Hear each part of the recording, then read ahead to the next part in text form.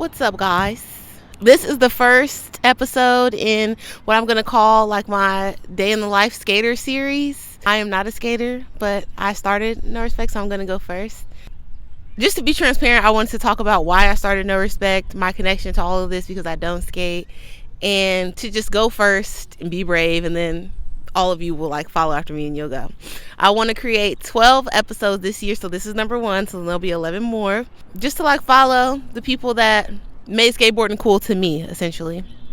So my name is Tamberlin. I grew up like between the suburbs and not so suburban areas in LA, so I got a good taste of like skateboarding, in my opinion, from growing up in the suburbs and seeing like a bunch of suburban white kids skate, and then going to LA and being like in the hood, being around Venice, being around Mid-City, and seeing like black and brown people that look more like me skateboarding. Like for years and years, I am just like a part of the culture on a fringe level, right? Like I like Pharrell, I like the outfits, I like the clothes, but I don't have any hand-eye coordination to actually skate. I try to learn how to skate.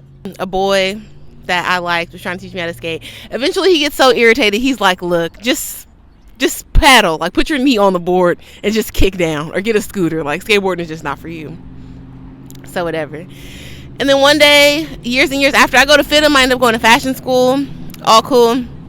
I'm working in the bank corporate office, and I'm at my desk, and I'm watching this talk on Hot 97. It's an interview on Hot 97 with Bobby Hundreds, who started the Hundreds. I remember you tweeted support black-owned streetwear brands, somewhere along those lines. Why did you decide to tweet that at that time? Because when I saw that, and I had a conversation with one of my girlfriends where we were discussing that, she's like, she's been toying with the idea of starting her own, right? She's like, why isn't there any more, female-owned streetwear brands besides Married to the Mob? You know what I mean? Yeah. And she's like, we're black-owned. And then, maybe 2 days later, I saw you tweet that. Yeah, and it was funny, the response I got to that, right? It was very much like a all lives matter response, came back at me like, well, what about, they're like, Bobby, you're Korean, what about the Korean streetwear brands? And I'm like, support them too, but right now in this moment and in this space, what I'm addressing is the fact that we have forsaken black-owned streetwear brands. We haven't given them the proper representation when we've borrowed and stolen so much from black culture. And they're talking about how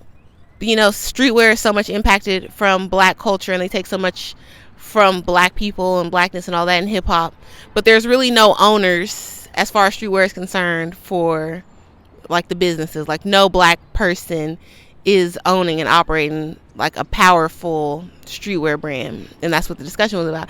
And that kind of piqued my interest, like what?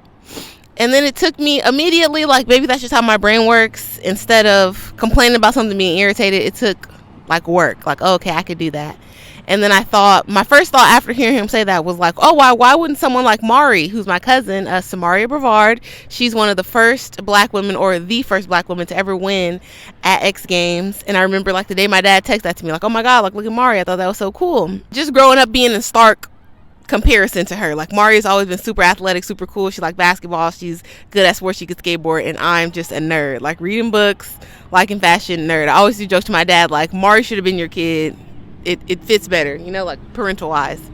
So when I hear Bobby Hundreds say that, I immediately think about Marri, and I'm like, well damn, like she's the perfect person to have a brand for or about, or like a person that would do this. But then you also think like, oh, everybody doesn't want to be an entrepreneur, like everybody doesn't have the capacity and the time and even the desire to want to be super duper good at something and clocked in at something like skateboarding and then try to run a business too. It's not that easy. So it's like, okay, Tam, you're a nerd, like you could do it. So I started doing No Respect. This is the first design I ever did.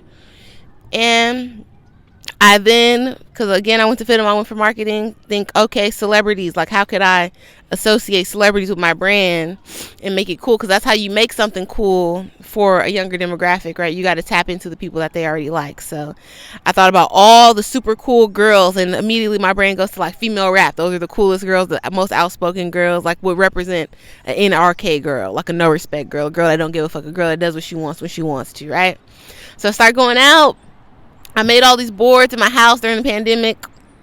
And of course, there was nothing going on, so I couldn't get to anybody. And then stuff starts to happen, right? We go and we meet Meg the Stallion. She loves the board.